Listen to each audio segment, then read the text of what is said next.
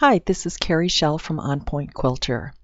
For today's video, I decided that I wanted to create my own embroidery design, and I wanted to start with a pieced quilt block.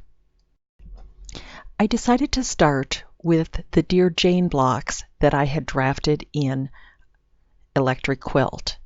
Now, I had drafted these originally before Electric Quilt came out with the Dear Jane software, but I also subsequently purchased the Dear Jane software as well. So I'm going to start by showing you how to draft one of these blocks in Art and Stitch and then turn it into embroidery. So I'm in my Electric Quilt and I'm going to use my snipping tool, and I'll select New. And when the crosshairs appear, I'm just going to take and drag a box around the block that I want to trace. And once I have that, the snipping tool opens. I'm just going to do a file, save as, and I have a file called folder called Folders for Digitizing. And so I'm going to say A1 for Art and Stitch, and save that. And I can close that now. I can close my Dear Jane and I can open my Art and Stitch. And so now what I'm going to do is do a file, new, and for this one I'm going to actually pick an embroidery design.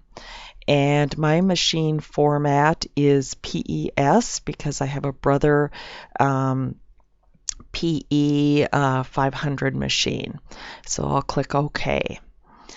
And I'm going to start by selecting the backdrop tool, and I'm going to navigate to the one I just saved, and I'm going to open that.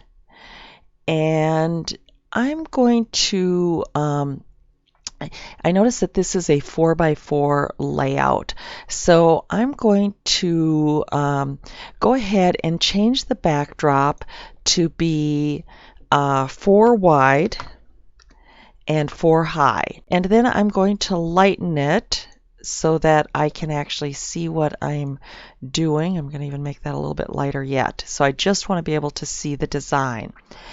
Now I'm going to go and select the rectangle on the left, and once I've got the rectangle, I'm going to draw a box around one of those squares.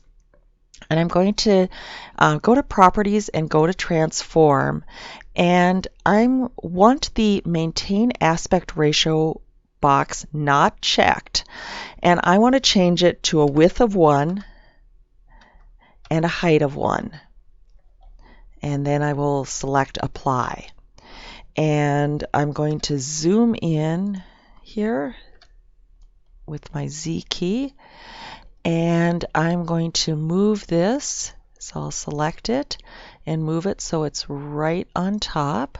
And once I've got that, I'm going to select the repeat function on the top, and it repeats the design, and I want to do 4 across, and I want to do 4 down, and I'm going to select Apply. Now what this allows me to do is I'm going to right click on the ruler, and I want to I'm going to turn off Snap to Guidelines, but I'm going to turn on Snap to Anchors.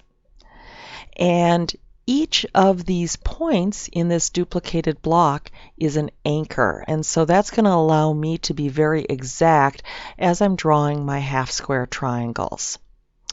So what I'm going to do is I'm going to select the line tool, and I'm going to just click on each of the points, and once I've got 3 points, I can click on the close shape, and if I select that in my sequence view, what I'm going to do is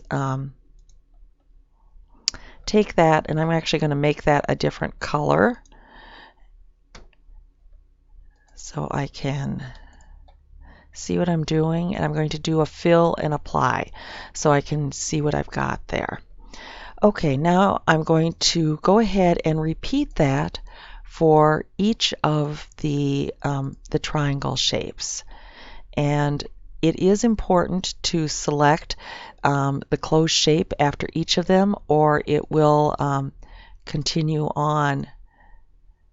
And you can do 3 in the closed shape.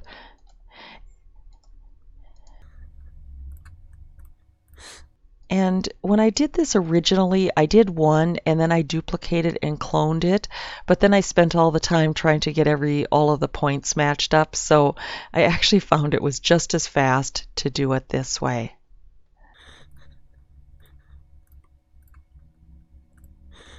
The artwork and break it apart, and so I should have all separate items at this point, and I'm going to select that, select my properties, select my fill and apply. Check on my fill and apply. So I've got everything other than those small triangles there. So I'm now going to select the N key, which gives me my navigation.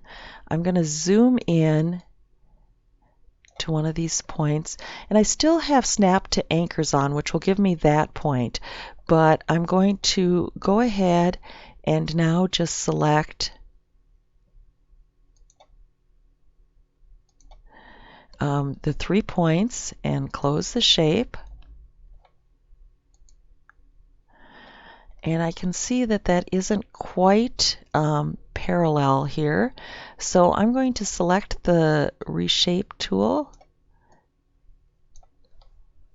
and I'm going to see what's snap. I'm going to turn that off just for a minute here and just move that down just a bit. I think I like that better. So once I've got one I like, I'm going to go ahead and fill that as well.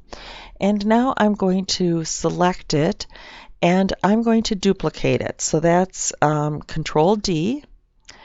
And now I'm going to rotate that 90 degrees and I'm going to move that again with my navigation tool on. I can move that in place. I'm just going to clean up the placement in a minute, but I'm going to do another Control D, rotate that 90 degrees, move that down there, and another Control D, rotate and move over there. So I'm going to now increase my size. I think I even want that bigger. And I'm going to actually turn off the backdrop at this point because I think it's just at the point where it's sort of confusing me. And I'm going to select this shape and I'm going to move that in place. Now, if you just want to do very microscopic moves, the Control key and the arrow keys will move it very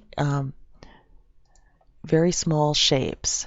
So, or very small distances. So now I'm going to select that one, roughly move it, and then use the arrow key.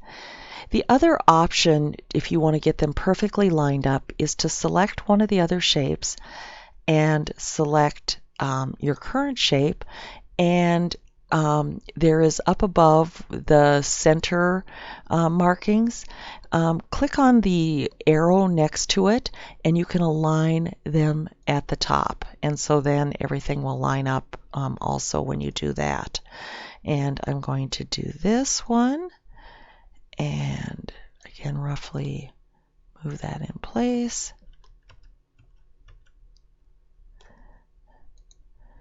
And I like that. And again, you know, if you look at my magnification, it's huge there. But I think that looks really good. So I'm going to go ahead and close my navigation. I'm going to select the space key so I can see the whole block with everything positioned. Now, this is 4x4. When I bring it over to my embroidery machine, I'm going to want it to be 2x2. So I'm going to need to first next resize everything. So if I do a Control A, it will select all of that. And if I go to transform, it's reading at 4x4. In this case, I want to maintain the aspect ratio, and I want to change the width to 2 and apply that. And then I'm going to go and select this arrow key, and I'm going to center it. So I've got the entire block centered in my file here. Now what I can do is go ahead and select the standard fill embroidery and select my color. And this will allow me to basically embroider it. If the design is not in the right sequence, what I can do is right-click on my design window. I can select the Resequence button, and then I can select each of the shapes in the order that I want them stitched out. So I'm going to click here for 1, 2, and notice that the numbers appear as I do that. So 3, 4, 5, 6, 7, 8, 9, 10, 11, 12. And once I've got everything selected, I can select the Select tool, and it should accept all of them. Before I bring it over to my embroidery machine, I need to do a Save As, and in terms of the Save As type, I'm going to select my embroidery format, which is Baby Lock Brother Bernina. I now have an embroidery design that I can do on my embroidery machine. Thanks so much for watching. For additional tips and tutorials, please subscribe to my weekly newsletter at www.onpointquilter.com.